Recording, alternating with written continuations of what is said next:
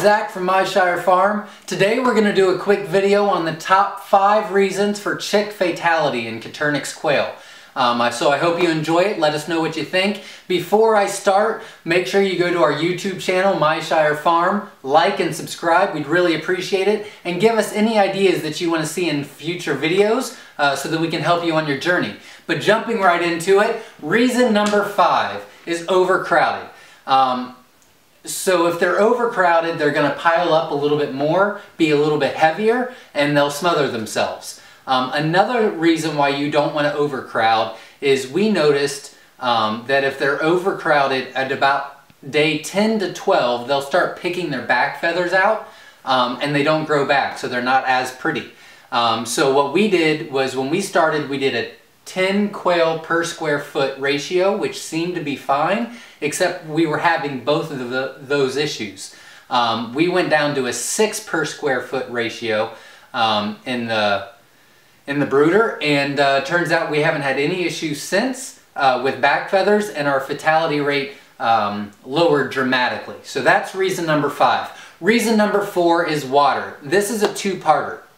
Number 1, they love to scuba dive, but it turns out that they don't know how. So you want to put some rocks or pebbles in there so it's not too deep for them, and then that should fix that. The other thing that a lot of people don't think of is when you eat ice cream, you get a brain freeze. Your insides start getting really cold. So if you give them cold water, they're going to get super cold, then they'll pile up and then they'll die. So what we recommend is you have 2 different sources of water. What you want to do is you'll put one in there that's room temperature, fill the other one up, and leave that to sit while it's getting to room temperature, and then switch them out at all times. So then you're not giving them cold water, they're not getting especially cold on the inside, and they're not piling up. So that's reason number 4. Reason number 3 is the feed. So if you've ever seen a chick kind of gasping for air, it's probably because that the feed is too large for them to digest. So you'll want to make sure that you give them a small enough feed that they can handle. We recommend a crumble. In some rare instances with some of my customers, we found out that they grind up their feed, but the feed is so fine that the chicks actually overeat and then aren't able to digest it. So then they die that way. So that's something else to keep in mind also if you grind your own feed. Number 2, location, location, location.